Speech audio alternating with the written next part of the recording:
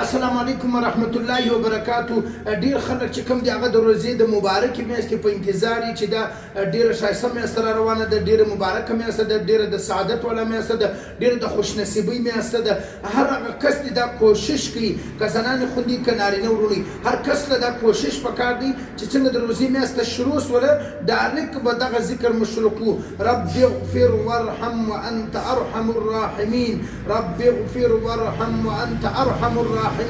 یقینا انسان چې کوم دی هغه ډیر عاجز دی، ډیر کمزوری دی، ډیر زیات کمزوری دی. بس ډایرکټ چې موږ دغه ذکر شروع کړو د خپل ښایسته رب رحم چې کوم دی هغه موږ خپل ځان ته متوجه کړو چې یا الله کریم الله موږ ډیر کمزوري، ډیر ګناهګار، ډیر عاجز یو.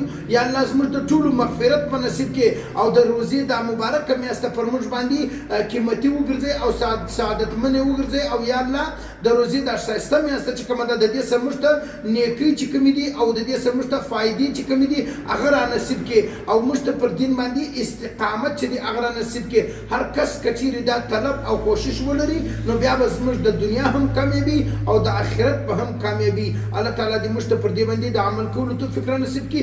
رب اغفر وارحم وانت ارحم الراحمین. دا د ورځې 1500 واره وایست او دا د روزې په اوله عاشره کې اول چې کومه لشپې دي د روزې په اول لشپو کې دا ذکر ویل کېږي او بیا د هغه رقم چې کوم دی د روزې په دویم عاشره کې او په دریم عاشره کې چې کوم دی جلا ذکر دی. مګر موږ به دا کوشش کوو چې د درود شریف اهتمام به زیات کړو او د استغفار ذکر چې کوم دی هغه به زیات کړو.